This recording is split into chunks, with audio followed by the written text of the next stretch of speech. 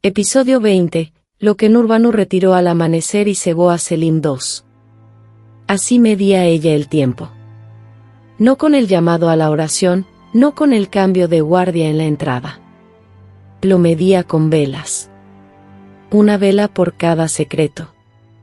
1 centímetro de cera por cada decisión que ya no podía deshacerse. Era antes del amanecer. Corría el año de 1566. Y Nurbanu Sultana ya se movía por los pasillos del palacio como humo, silenciosa, decidida, invisible. No llevaba nada entre las manos. Eso fue lo primero que notó el archivista cuando lo interrogaron después. Que no cargaba nada entre las manos. Y sin embargo, cuando ella se fue, 3 registros encuadernados en cuero habían desaparecido. 3 documentos sellados con la propia tubra imperial de Solimán el Magnífico. 3 archivos que habrían cambiado todo lo que Selim II creía saber sobre su propia herencia. Nunca fueron encontrados. El archivista que notó su ausencia fue trasladado en menos de una semana a un puesto de guarnición en Rumelia. Nunca volvió a hablar del asunto. Ya fuera por miedo, o porque alguien lo había alcanzado antes de que pudiera abrir la boca, nunca se supo con certeza. Pero la pregunta que ha sobrevivido 4 siglos y medio es esta. ¿Qué contenían esos registros, y por qué ella necesitaba que Selim estuviera ciego? Al final de esta historia, vas a entender algo que la mayoría de los historiadores otomanos nunca han terminado de conectar. Como Nurbanu Sultana no solo sobrevivió la transición de poder más letal del siglo XVI, sino que la orquestó. Como eliminó no solo documentos, sino la arquitectura misma de la verdad dentro del palacio. Y como el hombre que ella decía amar más que a nadie en el mundo, fue precisamente al que mantuvo más deliberadamente a oscuras. Quédate conmigo. Porque cuanto más de cerca miras lo que hizo, más imposible se vuelve llamarlo otra cosa que no sea genio. Este imperio ya lo conoces. Ya conoces su particular crueldad. La forma en que el poder circulaba a través de él como sangre por un cuerpo, en silencio, hasta que algo vital era cortado. Solimán el Magnífico estaba muriendo. Llevaba años muriendo, de la manera lenta y humillante en que suelen morir los grandes hombres, pedazo a pedazo, con el cuerpo traicionando la leyenda. Su campaña en Hungría en 1566 sería la última. Moriría en su tienda de campaña ante las murallas de Sigetvar, y su gran visir, Sokoyu Mehmed Pasha, mantendría el cadáver en secreto durante 48 días. 48 días emitiendo órdenes en nombre de Solimán. Gobernando el imperio desde el lado de un cuerpo que ya comenzaba a descomponerse bajo el calor del verano húngaro. 48 días. Ese número importa. Guárdalo. Porque durante esos 48 días, mientras Sokoyu hacía de ventrílocuo con un sultán muerto, Nurbanu ya estaba trabajando. Selim II no era el sultán que su padre había soñado. Todos lo sabían. Solimán había querido a Mustafa, al primogénito brillante, curtido en batalla, el que los jenízaros amaban. Pero Mustafa estaba muerto. Estrangulado por orden de su propio padre en 1553, dentro de su propia tienda, bajo sospecha de traición, una sospecha que muchos creían había sido sembrada por Hürrem Sultana. Esa historia ya ha sido contada entre estos muros. Lo que importa ahora es lo que vino después. Selim heredó un imperio de luto por el hijo que nunca llegó a tener. Tenía 42 años cuando ascendió al trono. Era conocido por el vino, por la poesía, por una generosidad suave que sus críticos confundían con debilidad. Las crónicas otomanas lo llamaban Selim el borracho. Los embajadores europeos escribían a sus cortes sobre su cara enrojecida, sobre sus manos temblorosas en los actos oficiales. Lo que sistemáticamente se olvidaban de mencionar, lo que casi nadie se molestó en escribir, era Nurbanu. Llevaba más de 2 décadas al lado de Selim cuando él se convirtió en sultán. Era su aseki, su favorita, la madre de su heredero Murad. La inteligencia veneciana creía que había nacido como Cecilia Venier Baffo, hija ilegítima de una noble familia veneciana, capturada por corsarios otomanos alrededor de 1537, cuando tenía 12 años. Llegó al harén siendo una niña, y salió de él siendo algo que el harén nunca había producido del todo, una mujer que entendía ambos mundos, la corte otomana y la maquinaria diplomática europea, con igual precisión. Eso la hacía peligrosa de una manera que no tenía precedente en el mundo otomano. Porque Nurbanu no solo influía en Selim, lo traducía.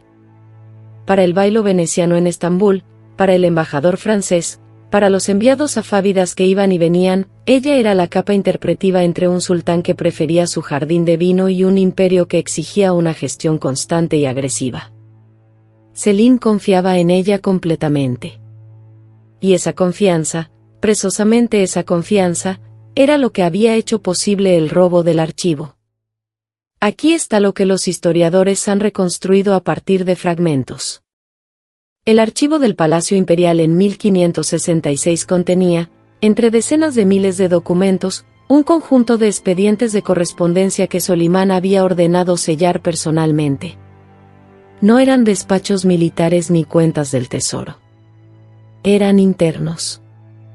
Concernían a la sucesión. Específicamente, una serie de negociaciones llevadas a cabo entre 1555 y 1562 que tocaban la legitimidad del derecho de Selim al trono versus las reclamaciones de su hermano Bayezid, quien había huido a la corte safávida. Bayezid estaba muerto para 1561, ejecutado por agentes safávidas después de que Selim pagó por el asesinato. Eso era registro oficial. Lo que no era registro oficial, era lo que Bayezid aparentemente le había enviado a Solimán en esos años finales. Cartas. Acusaciones documentadas. Afirmaciones sobre los orígenes de Nurbanu, sobre sus lealtades, sobre su correspondencia privada con comerciantes venecianos, incluyendo, supuestamente, comunicaciones que habían ocurrido después de que ella entró al palacio.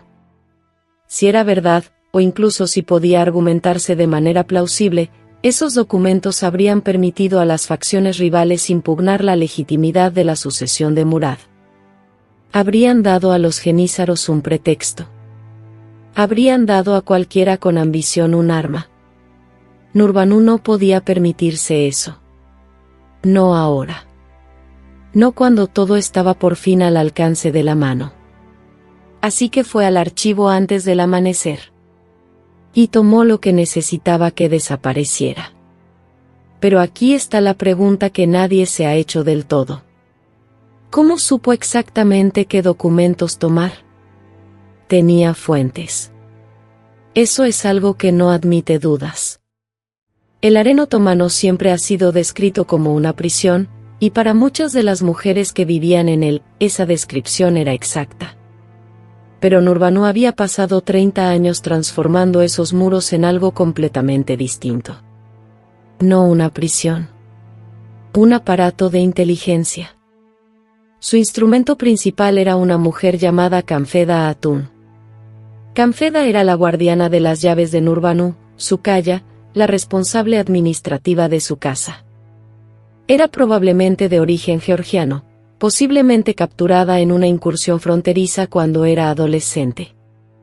Para 1566 tenía poco más de 40 años, y había pasado esas décadas construyendo una red de contactos dentro del palacio que llegaba más profundo que cualquier canal de inteligencia del propio gran visir. Las lavanderas que se movían entre los aposentos de los hombres y el harén. Los eunucos que transportaban mensajes y que podían ser inducidos a transportar mensajes ligeramente diferentes, a cambio de la consideración adecuada. Los escribas que indexaban el archivo, jóvenes de la escuela del palacio que agradecían los pequeños regalos y temían las pequeñas amenazas en igual medida. Kanfeda lo gestionaba todo. En silencio. Sin dejar registro.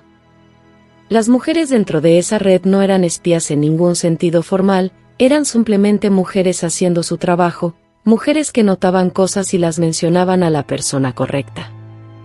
pero la estructura que Kanfeda había construido significaba que esas observaciones fluían en una sola dirección, hacia arriba. Hacia Nurbanu. Así fue como Nurbanu supo qué documentos tomar. No porque los hubiera leído, probablemente nunca lo hizo, sino porque la red de Kanfeda había pasado años mapeando los contenidos más sensibles del archivo. Sabía que sellos indicaban la participación personal de Solimán. Sabía que registros contenían correspondencia sellada en lugar de registros administrativos. Y de manera crítica, sabía que archivistas hacían demasiadas preguntas y cuáles podían neutralizarse con un traslado estratégico. El archivista que notó los registros faltantes, ya estaba en una lista. Esa lista había sido preparada meses antes de que Solimán muriera. No estaba improvisando. Estaba ejecutando un plan que había construido durante años. Y si eso no te detiene, si eso no te hace replantear todo lo que acabas de escuchar, espera. Porque el plan llegaba más hondo que el archivo. Los 48 días del engaño de Sokoyu no fueron simplemente una maniobra política del gran visir. Nurbanu era cómplice. No como observadora pasiva. Como participante activa en la gestión del tiempo. Aquí está lo que los historiadores han reconstruido. Sokoyu Mehmed Pasha necesitaba que la sucesión fuera limpia. Necesitaba que Selim llegara a Estambul antes de que cualquier facción rival pudiera movilizarse. Necesitaba 48 días para mover las piezas correctas hacia su lugar, los comandantes genízaros en quienes podía confiar, los funcionarios del tesoro que entendían que su continuidad dependía de la ascensión estable de Selim, los gobernadores provinciales cuya lealtad necesitaba comprarse rápido antes de que alguien más hiciera una oferta. También necesitaba que el harén estuviera tranquilo. Un harén en transición era un harén en peligro. Cuando moría un sultán, las mujeres de su hogar enfrentaban una incertidumbre específica y aterradora. Las madres de príncipes que nunca reinarían frecuentemente eran enviadas al Palacio Viejo, efectivamente exiliadas del poder, de la relevancia, de la vida. Rivalidades que habían sido gestionadas durante décadas podían estallar de la noche a la mañana. La violencia no era inaudita. Sokoyu necesitaba estabilidad. Nurbanu la proporcionó. Se movió por el harén durante esos 48 días como una cirujana, precisa, serena, operando sobre cada fuente potencial de inestabilidad antes de que pudiera convertirse en una madre aquí, tranquilizada en privado sobre el futuro de su hijo. Una líder de facción allá, a quien se ofreció un arreglo que le permitiera salvar las apariencias y que la mantuviera sin hacer movimientos desesperados. Y las mujeres que no podían ser gestionadas, las que su duelo o su ambición hacían impredecibles, fueron reubicadas discretamente antes del anuncio formal de la muerte de Solimán. Nurbanu hizo todo esto mientras Selim aún viajaba desde Cutalla. Mientras todavía ignoraba que su padre ya era un cadáver. Para cuando Selim llegó a Estambul, el harén estaba estabilizado, los genízaros gestionados, y el archivo había sido parcialmente limpiado. Selim heredó un trono que había sido cuidadosamente preparado para él. Y no tenía idea de cuánta de esa preparación había ocurrido sin su conocimiento, ni de cuánto había sido diseñada específicamente para mantenerlo ignorante de ciertas cosas. 3 vidas fueron silenciosamente terminadas durante esos 48 días. Lo sabemos por despachos venecianos. No sabemos de quiénes. Ahora es donde todo cambia de forma. En 1568, 2 años después del ascenso de Selim, el bailo veneciano en Estambul, un diplomático llamado Marcantonio Bárbaro, envió un despacho a Venecia que ha sobrevivido en el Archivio di Stato. Era un resumen de inteligencia rutinario.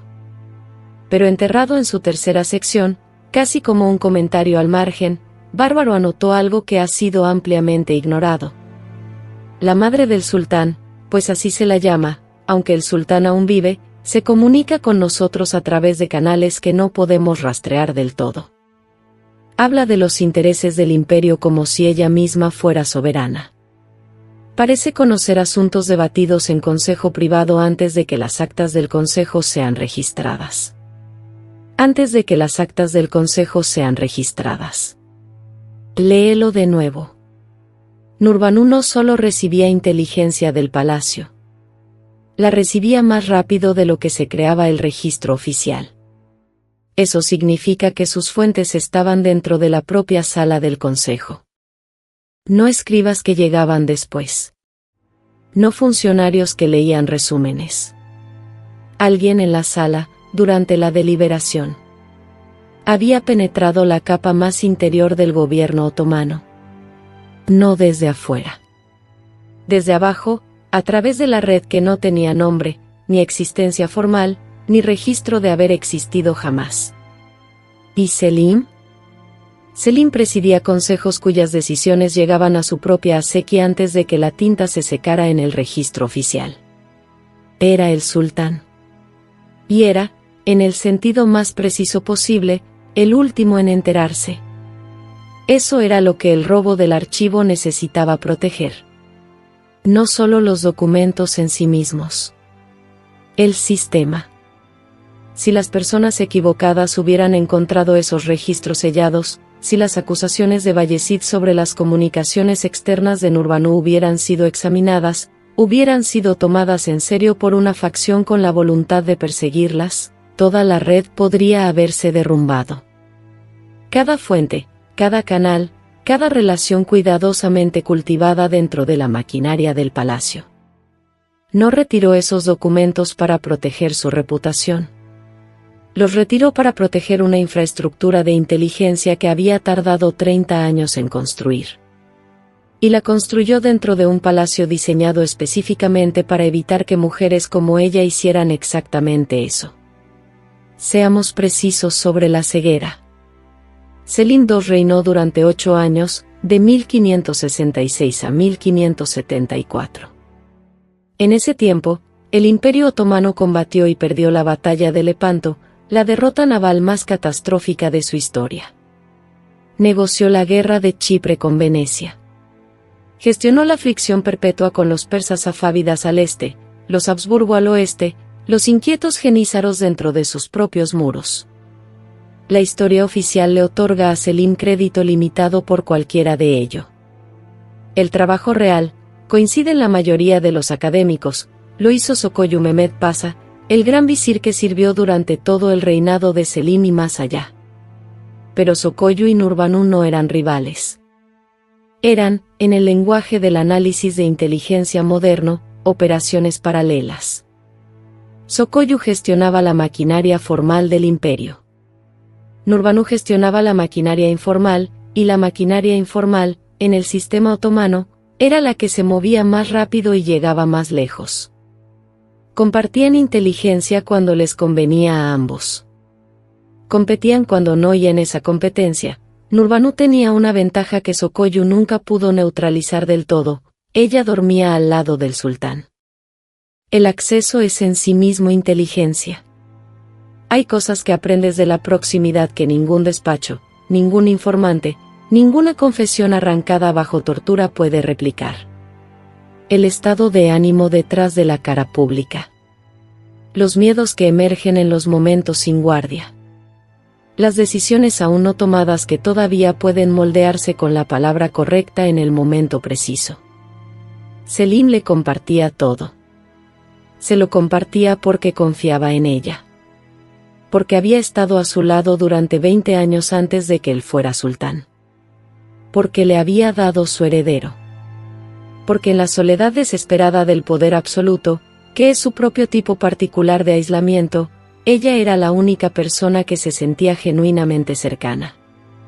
Esa confianza era real.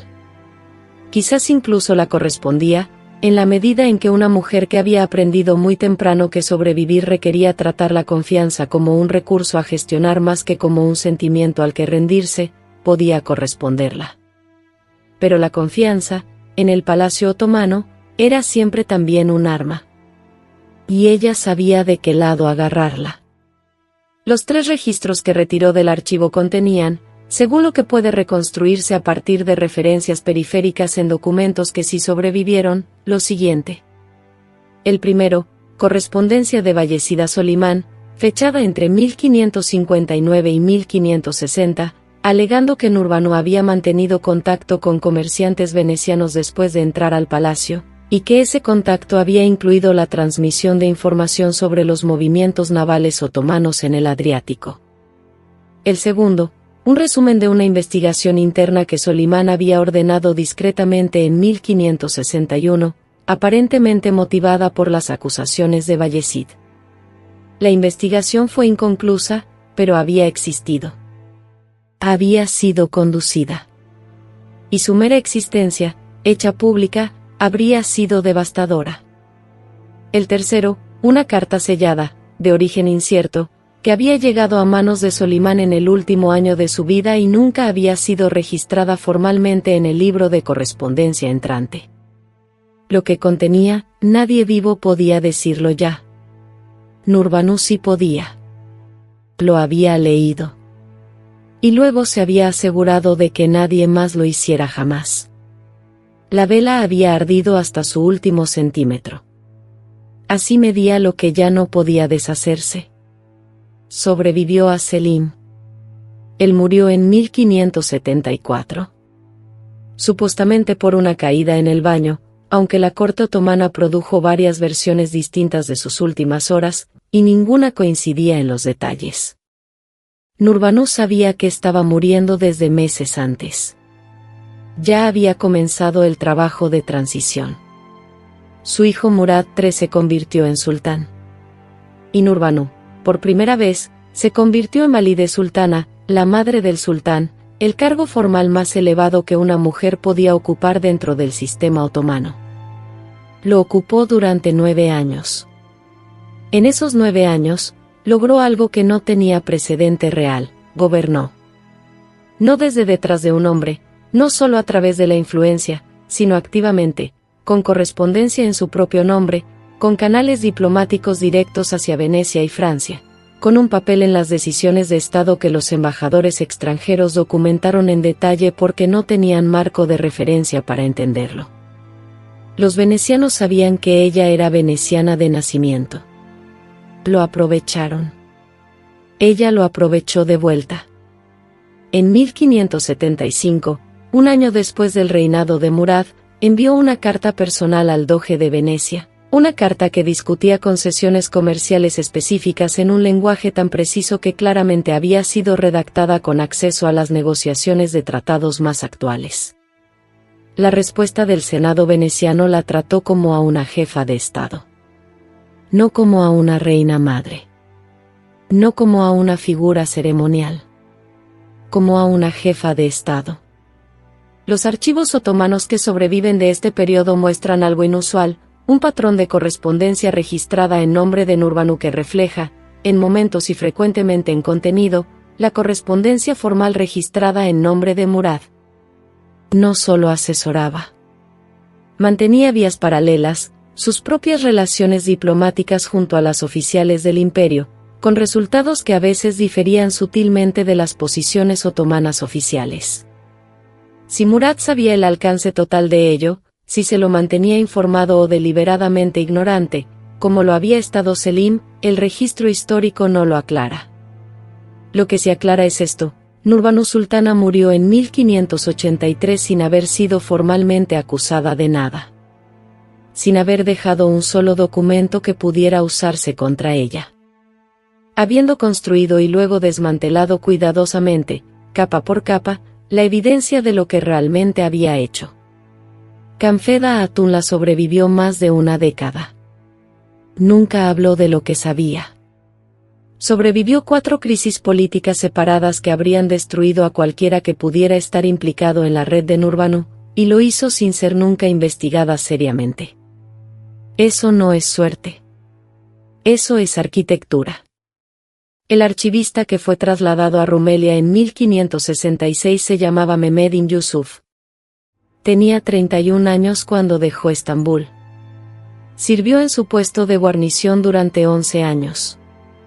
Escribió unas memorias breves en su vejez, cuyos fragmentos sobreviven en una colección privada en Estambul. En ellas describe, de manera oblicua, una mañana en el archivo en la que una gran quietud atravesó el lugar, como el momento antes de una tormenta, y después nada volvió a ser como había sido. No la nombra. Nunca la nombra. Pero describe la vela. La que ella dejó ardiendo cuando se fue, todavía encendida, cera derramada alrededor de su base, proyectando luz sobre los espacios vacíos donde algo había estado. Una vela por cada secreto. 1 centímetro de cera por cada decisión que ya no podía deshacerse. Este es el patrón al que Nurbanu pertenece, y es un patrón, no una excepción. El Palacio Otomano era un sistema diseñado para concentrar el poder en un único cuerpo masculino y aislar ese cuerpo de todo lo que pudiera comprometer sus decisiones. El harén, el archivo, la lealtad de los genízaros, la ley de sucesión, todo estaba construido para canalizar la autoridad hacia el sultán y alejarla de todo el mundo. Y sin embargo, las decisiones más trascendentales del imperio del siglo XVI fueron tomadas frecuentemente por personas a las que el sistema había excluido específicamente de la toma de decisiones. Hürrem Sultana, que reescribió la arquitectura legal del harén. Nurbanu, que construyó una red de inteligencia dentro de un estado de vigilancia. Sokoyu Mehmed Pasha, que gobernó a través de sultanes muertos y complacientes con igual facilidad. Kösem Sultana, que llegó después y fue más lejos que cualquiera de ellas, y pagó el precio que las demás, con mayor cuidado o mayor fortuna, lograron evitar. El sistema produjo su propia subversión. Cada estructura diseñada para concentrar el poder crea, en sus márgenes, personas que tienen todos los incentivos para encontrar las grietas. Y en el Palacio Otomano, las personas con mayor incentivo siempre fueron las que tenían menos autoridad oficial. Eso no es una coincidencia. Así es como funciona el poder en realidad. Nurbanu lo entendió a un nivel que no era intelectual, era visceral, ganado a través de 30 años dentro de un sistema que la habría destruido si hubiera jugado según sus reglas. No jugó según sus reglas. Aprendió sus reglas lo suficientemente bien como para reescribirlas, en silencio, en registros que luego retiró del archivo antes de que nadie pudiera leerlos. Pero aquí está la pregunta con la que quiero dejarte. Los documentos que tomó, los 3 registros sellados, protegían su red. Protegían la infraestructura de inteligencia que había construido. Protegían el sistema que le permitía gobernar sin ser vista gobernando. Pero también protegían a Selim. Si esos documentos hubieran salido a la luz, si las acusaciones de Bayezid hubieran sido examinadas de manera formal, pública, el reinado de Selim se habría desestabilizado de inmediato. Suaseki, la madre de su heredero, implicada en contacto con inteligencia extranjera. Los genízaros habrían tenido su pretexto. Las facciones rivales habrían tenido su arma.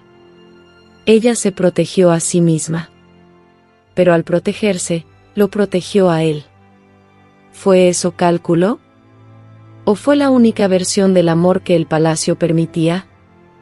Porque en un sistema que no te daba ninguna posición legal, ninguna autoridad formal, ningún mecanismo para proteger a las personas que amabas a través de canales oficiales, la única protección que podías ofrecer era la que, vista desde afuera, se parecía exactamente a la traición. Lo mantuvo ciego. Y quizás, solo quizás, estar ciego era lo único que lo mantenía a salvo. Esa es la pregunta que sobrevive al robo del archivo.